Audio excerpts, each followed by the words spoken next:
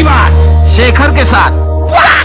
Welcome back. आप देख रहे हैं टेढ़ी बात और हम आज बात कर रहे हैं रेलवे के एक महाप्रबंधक से। सर, इससे पहले कि मैं सवालों का सिलसिला आगे बढ़ाऊं, मैं आपसे हाथ जोड़कर गुजारिश करना चाहता हूं कि आप इस इंटरव्यू की सीरियसनेस और गरिमा को प्लीज बनाए रखें, इसको कायम रखें। मेरा सवाल आपसे यह है कि पिछले साल एयरलाइंस वालों ने जब अपने किराए एकदम से गिरा दिए थे, तो इसका सामना आपके डिपार्टमेंट ने कैसे किया?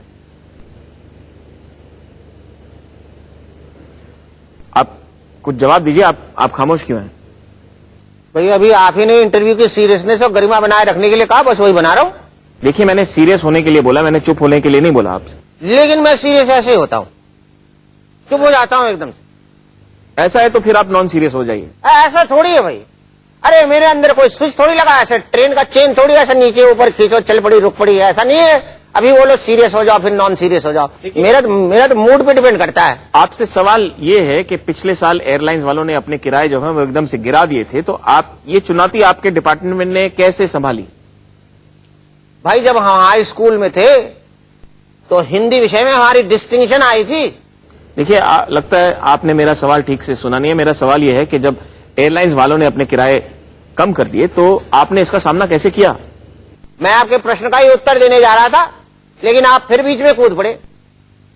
भाई गुरपाल जी थोड़ा संयम रखिए।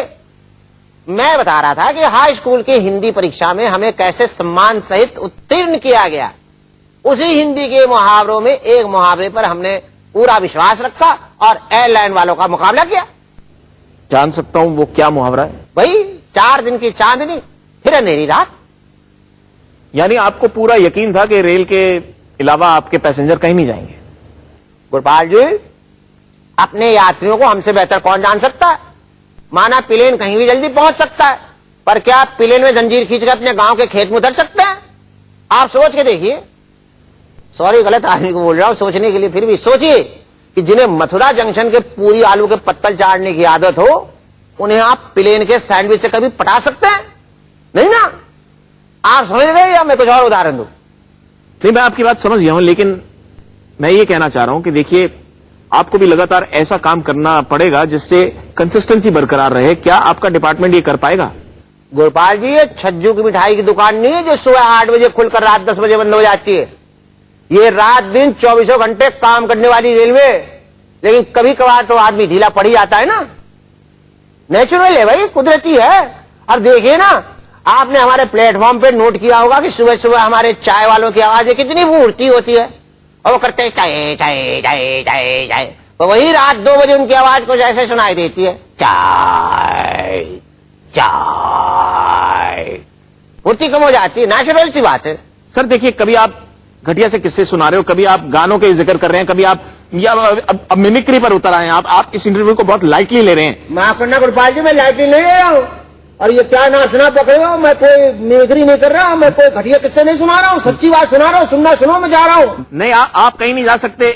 आपको जवाब देना पड़ेगा। मैं इस वक्त जनता का नुमाइंदा हूं और जनता आपसे जवाब जानना चाहती है। गुरपाल जी, आप धीमी टोन में बात कीजिए। देखिए, इस वक्त मैं गुरपाल नहीं हूं, मैं सिर्फ जनता हूं, जनता। और जनता आपसे सवालों का जवाब जानना चाहती है, आप इससे नहीं बच सकते। अरे बहुत पूछ लिए तूने सवाल, कमाल। अब तुम्हारे लिए मेरे सवालों का वक्त है। आप तो तू तड़ाक पर उतारा है। आप चुप रहिए, सारी हदें पार कर रहे हैं आप। बोलिए। चुप रहिए, मुझे पूछने दीजिए।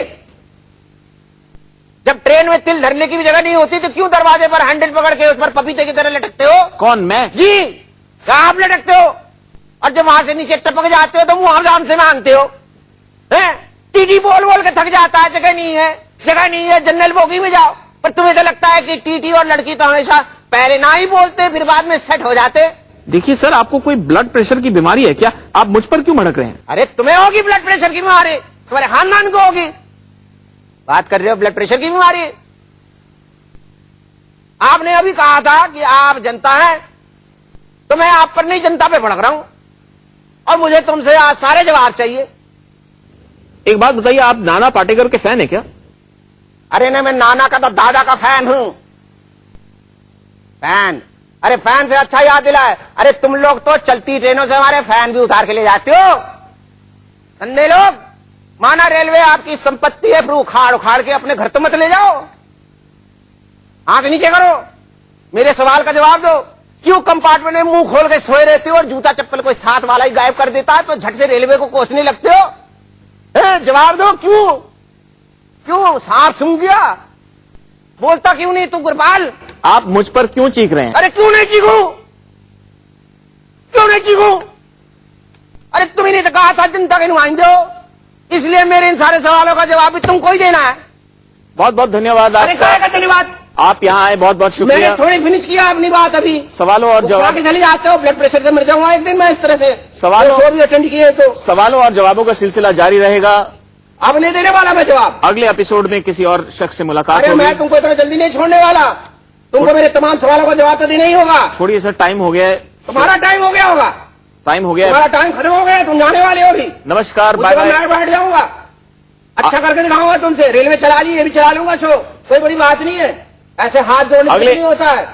अगले एपिसोड में आपसे ठीक फिर है, मुलाकात चले होगी। जाने। आप अगले एपिसोड में फिर मत मुलाकात कर होगी। ऐसे छोड़ो। नमस्कार। अरे नमस्कार, तुम जा रहा हूं। न जाने मेरे जहन को क्यों यही बात ठगती है, तेरी हर अदा अलग सी